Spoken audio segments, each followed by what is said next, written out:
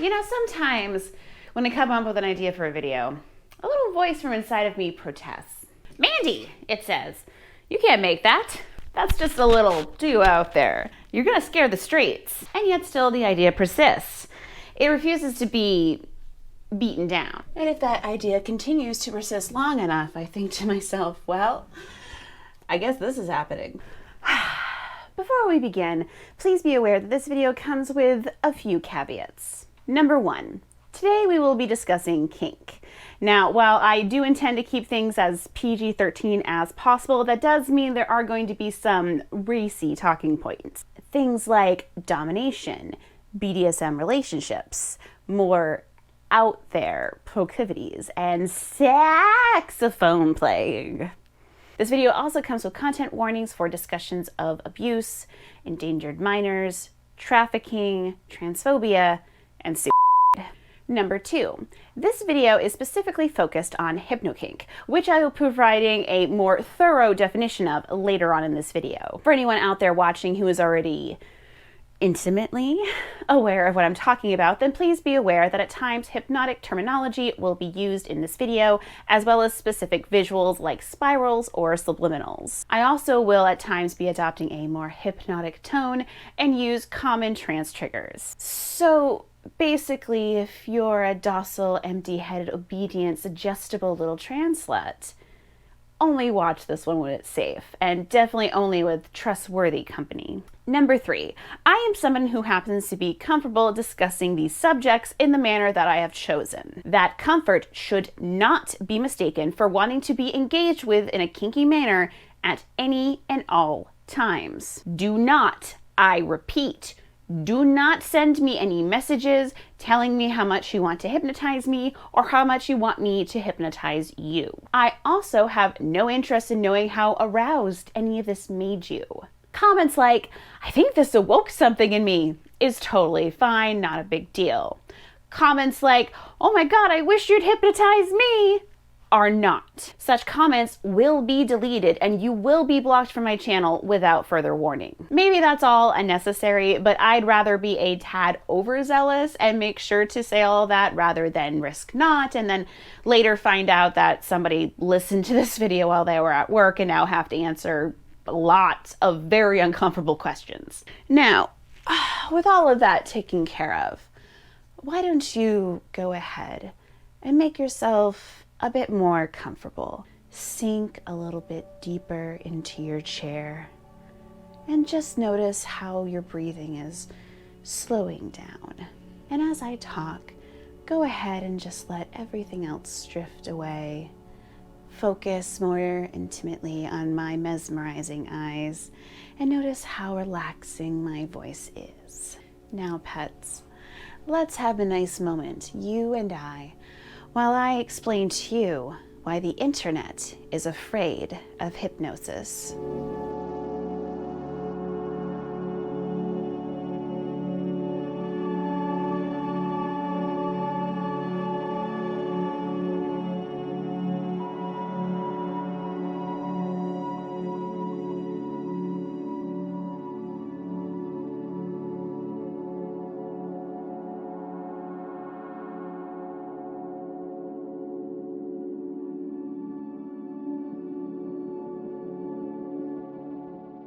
Before we begin properly, a quick but important acknowledgement. The pun horny on Maine was not coined by myself. It was actually the brainchild of one Neil Farrell from the channel formerly known as The Liberal Cook. I actually have a statement here from Neil that they asked me to read about that. Hello everyone, it's me, Neil, from The Leftist Cooks. Used to be The Liberal Cook. I'm not a liberal, that's a pun. A pun like horny on Maine. Get it? I came up with that. I did. Not Mandy, not Sarah, not Felix. I did. I swear I'm a leftist. Please subscribe to my channel. Okay, I kind of just, we're You get the idea, right? I imagine my audience is already aware of the concept of hypnotism, even if only the flawed, cheesy media version of it. Maybe you've seen a vampire film with some charming member of the undead stares deep into the eyes of some tasty young mortal, entrancing them on the spot. Or perhaps you saw a certain mainstream Marvel film in which a character's loyalty was only guaranteed by some sinister brainwashing. It's also in Farscape. Like a lot. The treatment will help you by removing all negative impulses.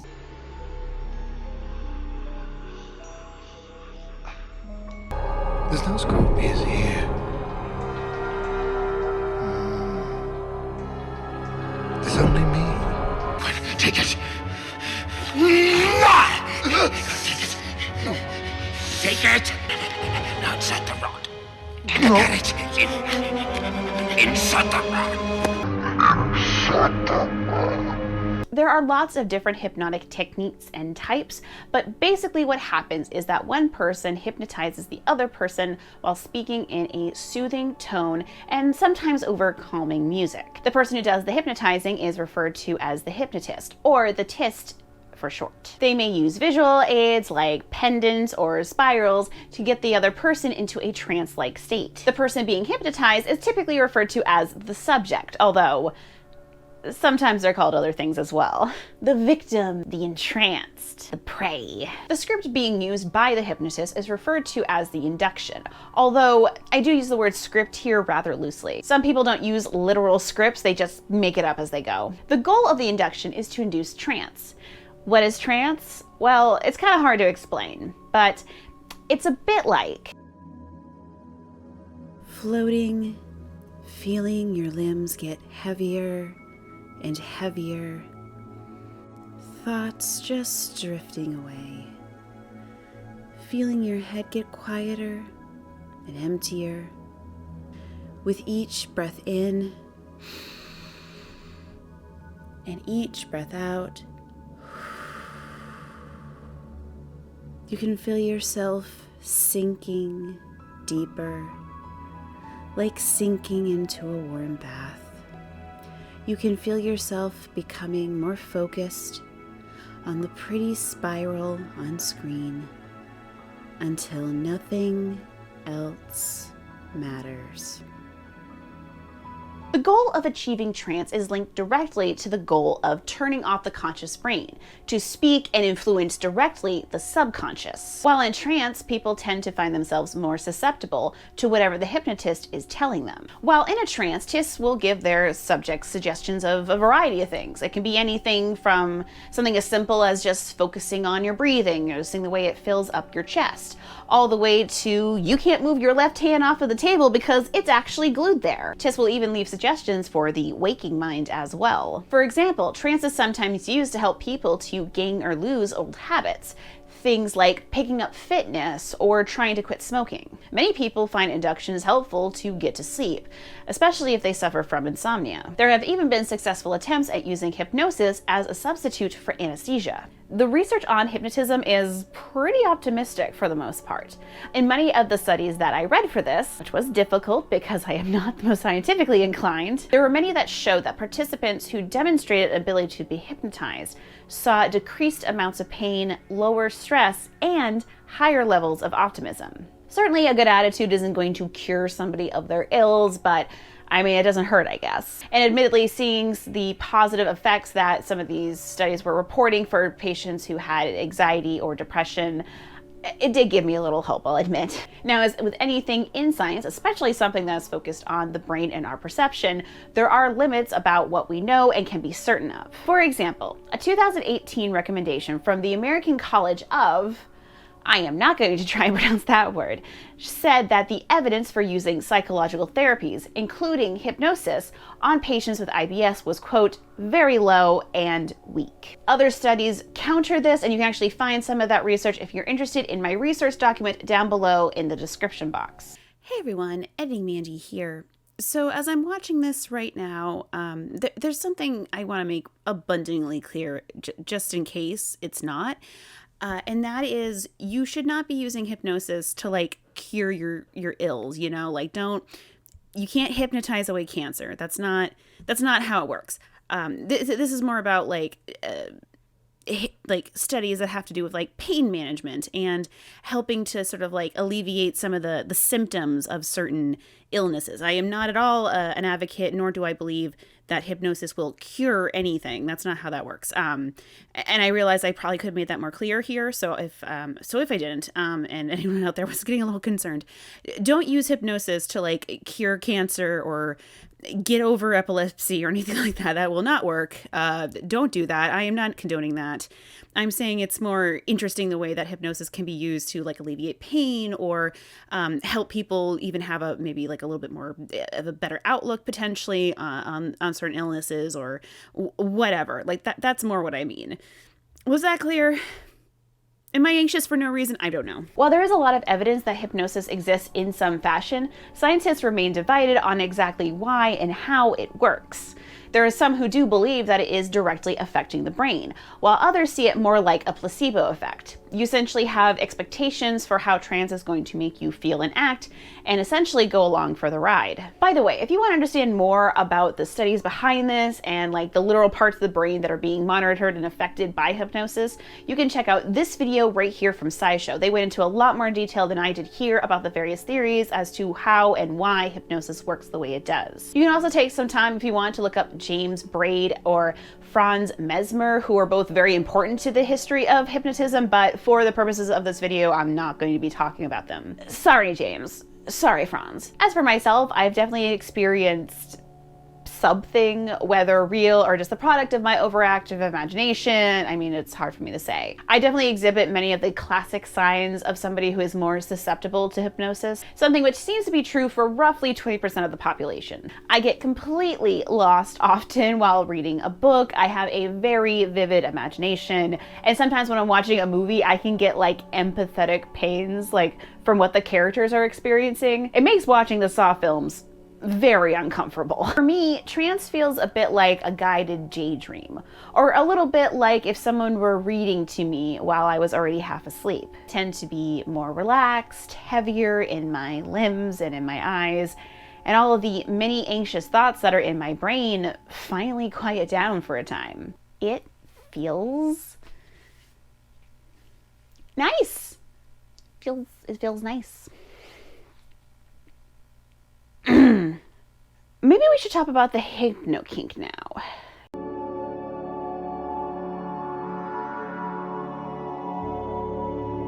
By the way, just to help me like limit how often I'm actually saying the word, I'm going to be referring to it quite often as HK. I really don't want this one to be demonetized, so I'm trying to play YouTube's silly little game. HK, or erotic hypnosis, is basically when people take hypnosis and make it part of their or kinky lives. I'm not talking about pretending to be hypnotized. I'm talking about using actual hypnosis to have some adult fun. The scenario varies from play scene to play scene. The hypnotizer, for example, may gain sexual pleasure from hypnotizing a person and enticing them to engage in sexual acts. Or the hypnotized may be an eager participant, begging to fall under a dominant person's control. Other times, merely the act of being hypnotized is an erotic fantasy. Hypnosis plays with these boundaries because it eroticizes the power exchange that happens when a person is under another's control, not because its practitioners are trying to make real people do things against their will. It's honestly kind of hard to cover all of the many methods and techniques that go into HK because, honestly, they can vary a lot. Welcome, ladies, gents, and non-binary guests to Erotic Hypnotism. What have we got for you? Well, we've got it all. Step right up, don't be shy. Wanna stare into a pendant and get into a deep, relaxing trance? HK's got you. You wanna feel like you're being tied down without a rope touching your skin? HK's ready for you. You ever have a desire to be a programmable robot who's unable to disobey commands? You guessed it, HK's for you. Get hypnotized in person or online. Drop in a spiral or someone whistles the itsy bitsy spider. The possibilities are infinite. We've got biblification, dollification, and dronification. We've got cat girls and femboys and lots of leather.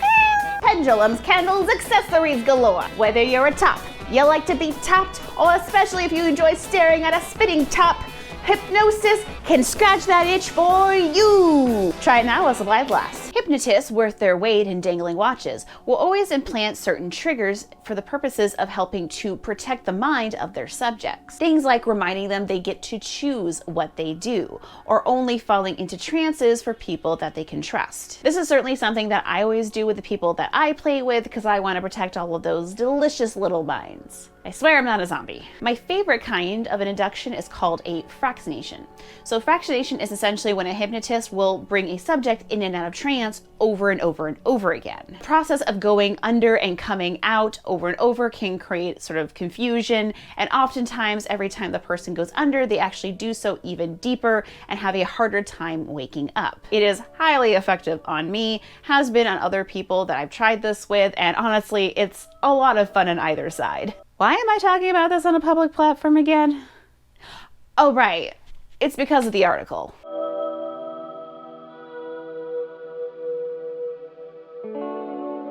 Sometime last year, I came across an article called The Internet Hates Hypno Kink by Jacqueline Gualtieri. In it, she discussed an interesting but pretty alarming pattern of HA content being removed from and sometimes even banned outright from platforms. These days, the minute that GIF of a hypnotized cartoon woman shows up on Tumblr, it'll get taken down seconds later. And if you were to try to sell such content on Patreon, you'd be risking getting banned from the site altogether. Even platforms like Reddit, which have channels for all sorts of kinks, have plenty of posts that mock hypnosis content, proving, once again, that the World Wide Web has some major beef with HK. Over the years, HK creators have been chameleonic, managing to find homes in different online platforms, but now those platforms are taking steps to ban their content too. The article was utterly fascinating to me because I had no idea that there was such pushback against HK content specifically. While I've known for a while that I've been interested in it, it's really only been the last few years that I've tried more active engagement. Things like listening to audio files and engaging with people IRL. So in many ways, I'm still kind of new here. I was especially surprised to discover that even places that are kind of known as being safe havens for kinksters had specific bans against HK content. For example, FetLife has banned several large HK communities, including the New England Erotic Hypnosis Unconference, also known as NEHU. Luckily, NEHU has actually found a home on Discord and has continued to thrive there. These policies don't just make it difficult to find this erotic hypnosis content online, it also makes it very difficult for workers to make a living. The article, The Internet Hates Hypno Kink, specifically talks to and interviews one such worker about their experiences. Princess Emma is a longtime HK creator who recently had to remove her content from Patreon and now posts it predominantly on Twitter. Before Patreon, she had attempted to sell downloadable guided hypnosis tracks on Etsy, but they were quickly removed because Etsy had already begun pulling files that supported violence or harm towards others, and HK apparently fell into that category. I know I'm not alone, Princess Emma told OK Whatever through email. I feel like this is just another case of cracking down on sex work for no good reason. At this point, there isn't much of a reason to have a Patreon. What can we even post? It's better to just put our time and effort into some other site for monetization or selling. But those options get fewer and fewer every day. And once I started digging, I realized that this wasn't the only article talking about this. This article, Who's Afraid of the Big Bad Erotic Hypnotist by Jake Hall, was released earlier this year. This article cites a list of commonly banned terms that was created by Sophia Latter. Hall says, 19 out of 20 major sites censor hypnosis content in some way or don't explain their rules at all. OnlyFans and Hub included. Many forbid the word hypnosis, but not the actual act itself.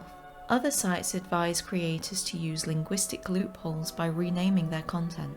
The rules around what is and isn't allowed are vague and confusing and will vary completely from platform to platform. For example, according to Sophia Latter's spreadsheet, I Want Clips and many vids will only allow hypnosis content if it's called mesmerize or mindfuck instead. Xhamster will only allow hypnotic role playing, so not actual hypnosis, just people pretending to be. And it can't include anything that mimics losing consciousness, which is a pretty common part of hypnosis typically. Erotic hypnosis isn't new to being, hand-wrung and fretted over.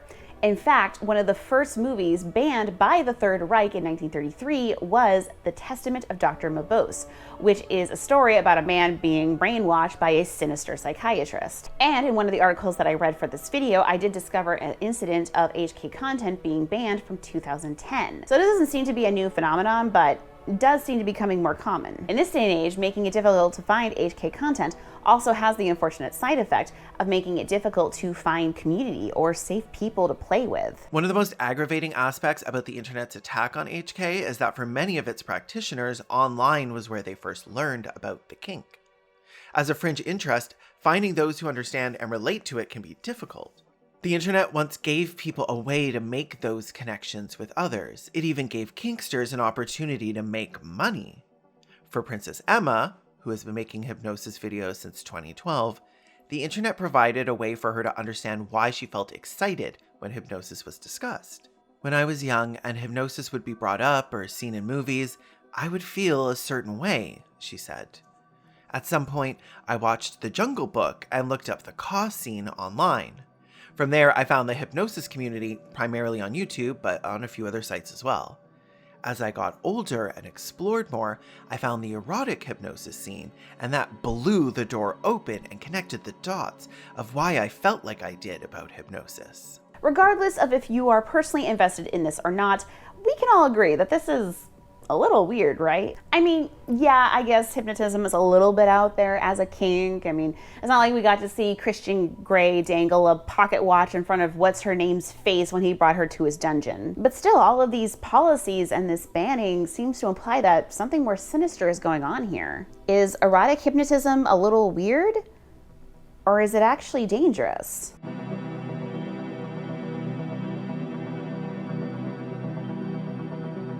Answering the question, is blank kink dangerous, is always a bit complicated. Certainly any kink can have its negative effects, and people do sometimes get hurt, physically and or mentally. Sometimes this is because people don't take the time to really research and look into the things that they're interested in trying out or using, basing all of their knowledge on incorrect and sometimes really dangerous media representation. For example, if you've ever watched a movie where someone poured wax on another person's back and thought to yourself, damn, I want to try that. Did you know that the kind of wax that your candle is made out of is really important? Wax with a lower melting temperature tends to be safer for play than just your average run-of-the-mill wiki boy.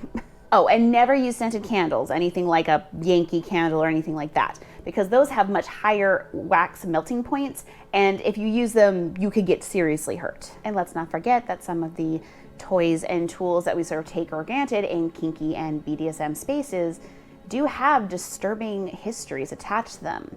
Whips, chains, crops, all of these were used in the subjugation of Black people. I'm not saying it's bad if you enjoy those things. Certainly I do to myself. But you do need to understand and respect that history. Honestly, I think it's even sad that I have to mention that, but you'd be surprised how many kinksters have actually scoffed at that openly at me. I'm sure the fact that a lot of them were white or white passing was just a coincidence. The most common concern that I see being brought up is that people being put into trances are going to be forced to do things that they wouldn't normally do. They could be exploited, financially maybe, or even sexually. In fact, one of the reasons that is speculated that so many of these companies don't want to risk hosting mesmerizing content is that people will be put into trance, give money that they didn't want to spend, and then later demand refunds. Not a lot of credit card companies are going to buy the old "the hypnotist made me do it" excuse. But there doesn't appear to be any evidence that this is actually happening, certainly not in any significant way, or at least none that I could find while researching this video. As with any the vast majority of erotic hypnosis content is, and should be, consensually made. But earlier last year, journalist and sex worker Anna Valens dug deeper into censorship rules and found that sites generally lump erotic hypnosis into the category of non-consensual content, banning it on those grounds. This argument seems particularly weird for POV-style clips, as viewers knowingly click on the videos, and many fans specifically request custom content from hypnosis providers. Now, there are those who will say in response to this concern that you can't actually force people to do things they wouldn't want to do normally. That you can't force someone to do something in a trance that they wouldn't do in real life. That's mostly true, but maybe a little oversimplified. Certainly it's true that even in a deep trance with somebody who is highly hypnotizable, that certain subjects will not necessarily do everything that they are told, especially if they are not interested or comfortable with it. I do think, however, that in the HK community, we need to be a little careful not to overstate the potential safety at play, because hypnotism, just like anything else, can be used in abusive or predatory ways. Certainly, it's very unlikely that you could put somebody in a trance and then immediately make them do things that they wouldn't want to do normally. Like, if you put someone in a trance and then immediately suggest they take their shirt off, for example, more than likely they're just going to wake up.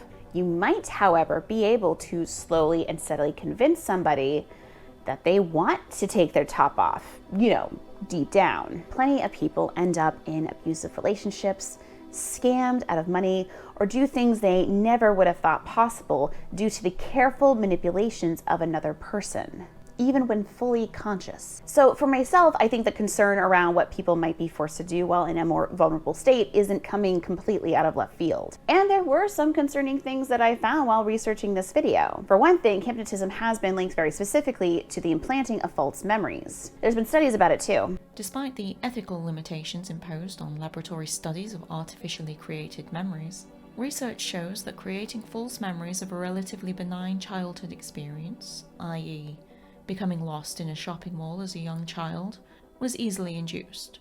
In other studies, even much more extreme examples of false memories, e.g. spilling punch on the bride's parents at a family wedding, or nearly drowning as a child, could be induced in as many as a quarter of the subjects tested. Even in subjects who failed to develop a complete false memory, partial recall could be induced in nearly half of all research subjects. Memories are more flexible than most people realize, so it's not exactly the fault of hypnotherapists that this happens to be true. Still, memories that are recovered using hypnosis should definitely be regarded with like a healthy amount of skepticism. With that being said, I would just like to point out that like the false memories lead researcher or like top researcher in that field, Dr. Elizabeth Loftus, is kind of known for having a nasty habit of appearing on the defense teams of people like O.J. Simpson and Ted Bundy. In fact, she was paid $10,000 by Harvey Weinstein's legal team to show up on the stand and talk about her research. So yeah, I have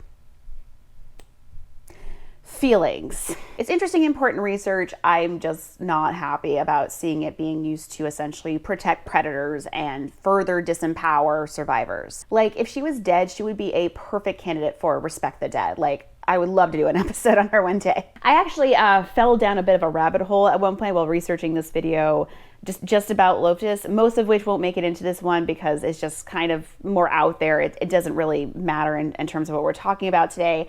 But I am thinking about making a video about her in the future because it was really interesting. So if you're interested in that, let me know in the comments below. I would also like to be upfront with you that I did find a few very disturbing stories about hypnosis being involved in a few sexual assault allegations and even a few deaths. One of the stories happened here in Maine actually and involved a patient of a hypnotherapist.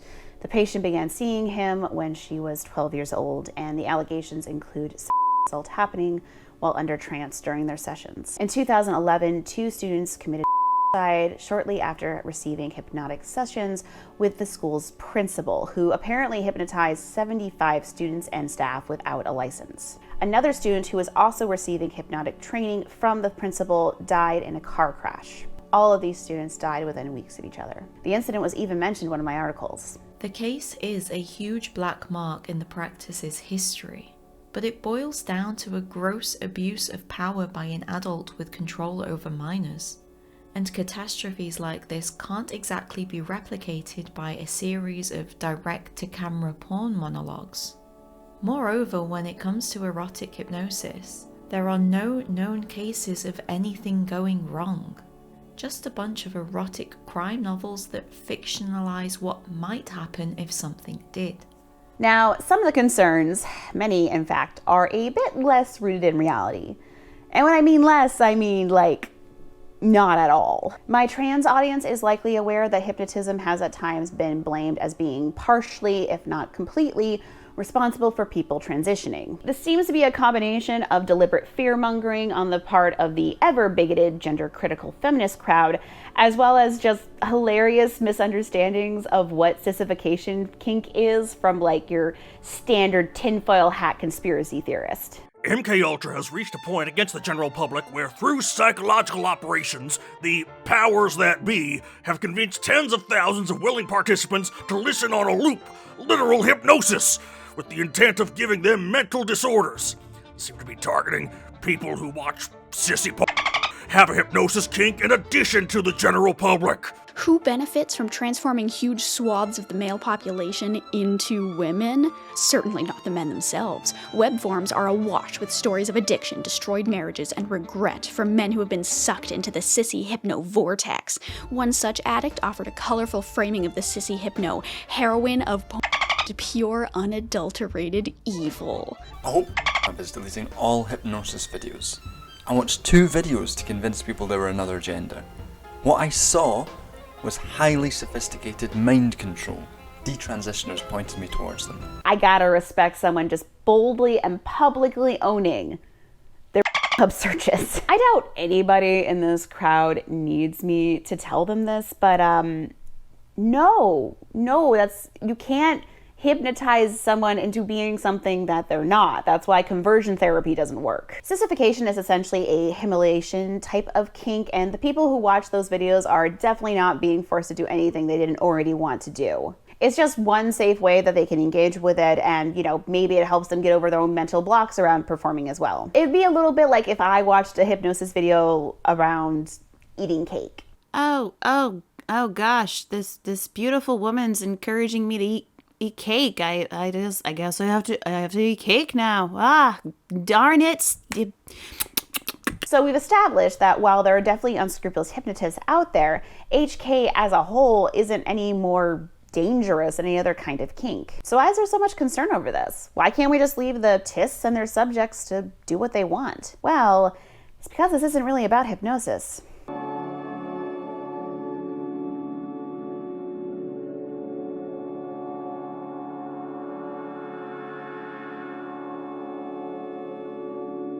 I don't know if you all noticed this, but there was kind of this time when the internet is for porn was basically a meme. Something that was acknowledged even on the most family-friendly of sitcoms. I'm fairly sure if they took porn off the internet, there'd only be one website left, and it'd be called Bring Back the And yet, in the past few years, it doesn't seem like that's true anymore. Tumblr sanitizing their website was a huge deal and caused many to leave that site for good. I've seen plenty of examples of YouTube shutting down people's videos because they've been deemed too something I'm going to talk about a little bit more later. Actually, pretty relevant that at time of recording, Jessie Gender was just dealing with one of her videos being blocked and removed from YouTube, supposedly for sexual content that it was not there at all.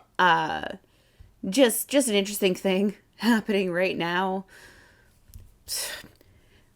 I don't try to make timely videos, but sometimes I guess it just works out that way.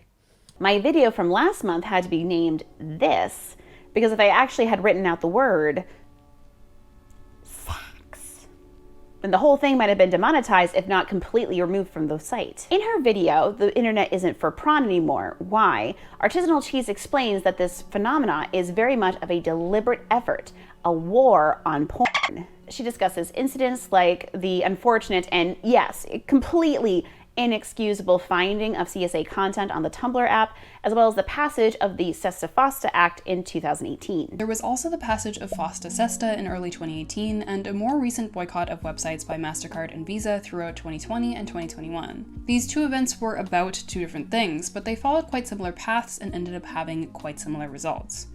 Fosta Sesta was inspired in part by genuinely terrible things, children being sold online, specifically on Backpage. But the focus on this was definitely shaped and intensified by right-wing evangelical Christian groups, who are also anti-sex work in general, but focus on child trafficking because that is a much easier debate to win. Like, if you're like, I think sex work is unethical, so we should do anything and everything to prevent it, people are like, I don't know. It's the oldest profession, like escorts seem okay, what about foot stuff? But if you're like, I think selling children is unethical and we should do anything and everything to prevent that, then people are like, yes, of course. In fact, 97 out of 99 senators agree that that is bad and worth preventing. Also, Nick Kristof, a high-profile journalist, wrote several exposés that are kind of exploitative and lay a ton of blame on the website with no real acknowledgement on how laying a ton of blame on the website could have repercussions for other people who use that website and other websites like it. The documentary I Am Jane Doe also made similar arguments in a similar style to Kristof and was also super influential in getting the legislation passed. She also talks about how this hasn't just been pushed by right-wing extremists or conservatives. There are also feminists who objective porn as well, finding it exploitative, among other things. She does a really good job explaining all of this history, as well as explaining why the rhetoric behind it is flawed. So well, in fact, that instead of explaining and like repeating all of that here, I'm just gonna say that you should all go watch her video. It's really good. You can watch it right up here, or you can go into my description box, into the resource document. It will be right there. The article, Who's Afraid of the Big Bad Erotic Hypnotist, also talks about this as well. There's an ongoing, more general war on led by evangelical zealots and buoyed by high-profile scare pieces in publications like the New York Times. By uncritically parroting anti-propaganda, these headlines have caused payment processors like Visa and MasterCard to cut ties with major players and to push for tighter censorship of not safe for work sites across the board. As a result, it's tempting to write off censorship of erotic hypnosis as just another casualty of these tightened restrictions. I think it's useful to think of HK as well as other more out there kinks and interests and such as kind of being like the canary and the sexy, kinky coal mine. People with hypno fetishes probably really weren't that surprised when Pornhub or Tumblr began sanitizing their sites of that content. I mean, this is something they've been dealing with for years. But the normies have been losing their fucking mind. Understandably so, especially because some of the videos that we lost was indie content that was there to help people stay safe and informed. Tumblr does still exist, of course, and people do still sometimes post erotic hypnosis content, though they do have to be very careful about which hashtags they use. And it's not completely uncommon for entire pages to just be deleted overnight without warning. You can find some hypnotists on YouTube and Patreon, but again, they do have to be selective about what they post. Some will even go as far as to create their own website so they can just host their content there instead. As Cheese explains, and certainly I agree, there is a sort of understandable concern at the heart of all of this. Trafficking is bad, all forms of it, of course, but especially when it involves children. I do think it was messed up and shitty that the Tumblr app was hosting CSA content. That definitely was a huge error on their part and needed to be addressed. But all of this that has followed since is just throwing the bathwater out with the baby. That's how that saying goes. I'm gonna keep that in, I like that. This is about making non-normative desires, or what seems non-normative, because remember, what's considered normative is made up very arbitrarily, and probably most kinks and fetishes are actually a lot more common than people realize. Essentially criminalized to take part in. It won't erase them. It just makes it harder for people to engage safely with them, especially if they're trying to make a living from it. Because when you make something more shameful, it ultimately just makes it more secretive. And it makes it much more harder for people to find safe ways to engage. It will make it harder for people to find the information they need to actually stay safe. I've read some of Nick Kristof's article, The Children of and it is difficult to talk about. Kristof himself seems like a pretty shitty person with a very clear bias who is essentially hiding behind this protect the children mentality to attack all without much nuance or understanding. There are plenty of criticisms that smarter people than me have made in response to this article, including in the Artisanal Cheese video. Certainly there are non-normative desires and kinks that I do think warrant some criticism and concern. For example, I think race play is a big old yikes, and if you want to fuck a dead body, you probably need therapy. It's okay to say that, right? We're all on the same page on that, right? But there are ways that we can encourage safety and nuance and mindfulness rather than just jump straight to banning all. I'm obviously a bit biased myself. I can't pretend not to be. I have hypnotized others and also been hypnotized. My experiences have sometimes been fun, silly, sometimes sexy, sometimes really awkward because that's just the way things are sometimes. From where I'm sitting, erotic hypnosis isn't more or less dangerous than anything else. Most of the concerns over porn are not supported by peer-reviewed research. And even the ones that is supported by research sometimes is pretty iffy because the research is heavily skewed. I think it is much better to have that information be available publicly and freely accessible, rather than to make that information secretive and risk people getting hurt. I obviously can't know for certain if those who were harmed by those unscrupulous hypnotists out there would have been spared if such information had been available, but I do know that more people will get hurt if we continue to keep our desires as shameful.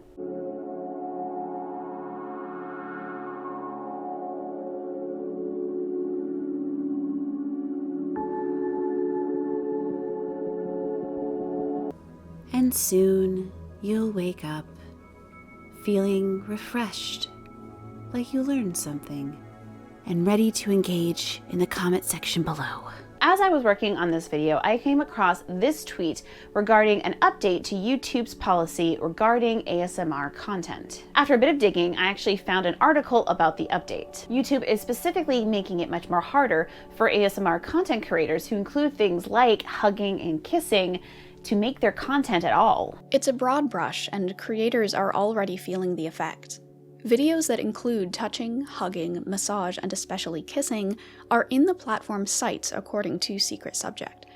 What those noises actually are, and the subjective way of policing them, have ASMR VTubers fearing the policy change could lead to the downfall of the art form.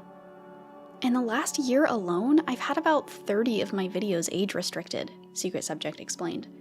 Because I dabble in dominant characters, I assumed it was that making this happen. However, now some of my most safe for work content is the one being blocked. For example, I have a catgirl hugging and nuzzling hypnosis RP that was age restricted, and when I appealed, it was denied in under a minute. This new policy is just adding to the list of things we can't do. Already so much is put down to context, but apparently even within the context of an audio play, that's not good enough for YouTube to consider before letting our content take a hit, especially monetarily. The line has shifted so many times for creators. It's practically impossible to know what situations are acceptable for the platform until YouTube deems it inappropriate and demonetizes it, or puts a strike on the creator's account. Much like with hypnosis, there's a lot of fear-mongering and misunderstanding around ASMR content. I think that more than anything is what's leading to this more strict policing. And look, YouTube ultimately gets to make up whatever rules they want about hypnosis or ASMR or video essays or whatever.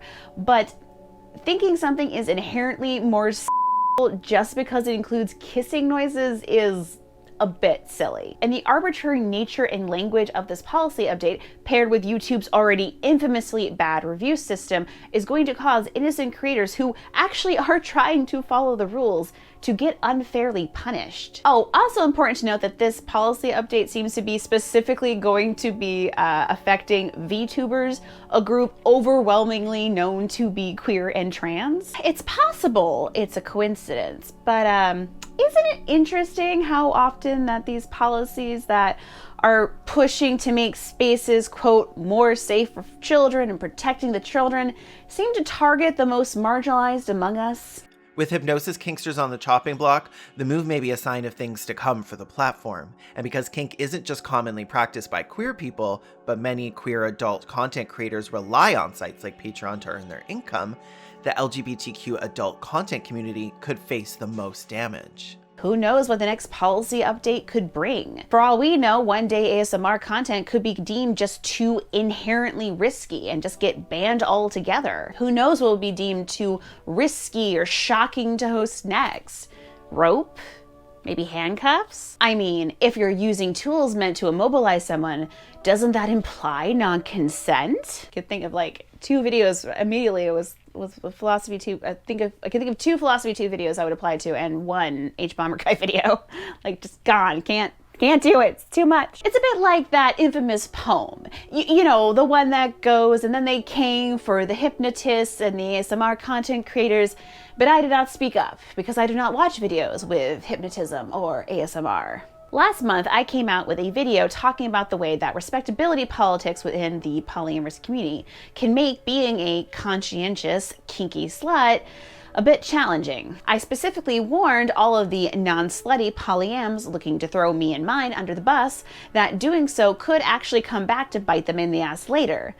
Not in the fun way. And I want to repeat that warning here, if phrased a bit differently. Silence regarding the strange specific targeting and banning of too out there kinky content as well as ASMR content will only help to further normalize the othering of anyone who is outside of the social norm. Starts off with the deviants and the degenerates we're kind of used to ignoring or rolling our eyes out, the lovers of scat or the most flamboyant of queers. And it eventually gets to, well, I think we all know where it eventually gets to. You don't need to have a personal stake in this now to see why you should care. This is all part of a larger problem, one that's probably going to get worse before it gets better. 2018 wasn't that long ago. Look how much they've accomplished in 4 years. You really think they're gonna stop now? So we come to the big question. What are we gonna do about this? Well, for starters, you can start defending weirdos. Yes, that does mean being nice to furries. I know, some of them have tails, but that really is their business, isn't it? You can stop being little shits about it. The next time one of your friends goes ew at the thought of someone being into a golden shower, you just remind them that what consenting adults do behind closed doors and on top of tarps is their business. Support workers and support any efforts to decriminalize work. And also listen to workers. They were overwhelmingly against the passage of Sesta Fosta and were completely ignored. Befriend the weirdos and the weirdos will have your back. Is this how I'm... Befriend the weirdos. Is this really how I'm ending this video? Okay. One last note before I snap my fingers and end this video. If you are legitimately concerned around the implications of brainwashing, then I hope you know that it's already happening to you. From the time we are born, we are receiving constant input from the rest of the world about what we are supposed to do and what we're supposed to be like, what femininity means or masculinity means, what love is, what our lives are even supposed to be. We're mesmerized by success and wealth, entranced by people who make a name for themselves, usually already leveraging the name that they've already been born into, so, you know, they don't really make a name for themselves, but anyway. Then we're told if we can't do what they do, it's our own fault. And so many of us blindly accept that. It just takes a little bit of courage. You can become aware of the many ways that you've been told to be that are bullshit. You can shake off your conditioning, become more and more awake. Notice your surroundings. Really focus on the world that you live in. Are you ready to wake up? You enjoyed watching this video. You like being subscribed with the bell turned on so you can be notified every time a new video comes to deepen your Mainely Mandy conditioning. You also want to go over to patreon.com/Mainely Mandy so you can sink deeper into subscriber subservience. A special thank you to all of my docile, empty, obedient little Patreon supporters that already exist. But a special thank you to Angela Ward, Adam Fellows, Austin Tallman, Bailey Grevlin, Beat Duck, Kaylin Conrad, David Lindes, Harker the Storyteller, Haley Williams, Jeffrey Reynolds, Kevin Cook, Liz Hammond, Michael Morantis. Michael, let me know if I'm not pronouncing your last name right. You'll pay him. Non-Anonymous, Faye Briscoe, Fia Westfall, Polyamethyst, Sidekick, and Veronica Duff. And in a few moments, the video will end, and you'll wake up and feel a strong, strong desire to leave a comment in my comment section and hit the like button, as well as share with all of the other people who you think would enjoy this video. Thank you so much, and I'll see you next time.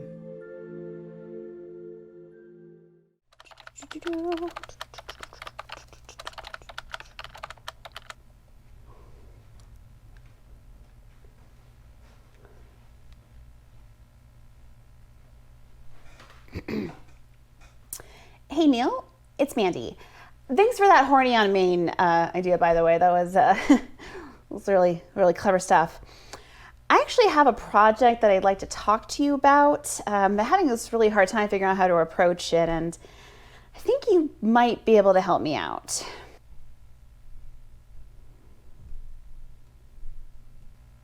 Also say hi to Sarah for me. Bye!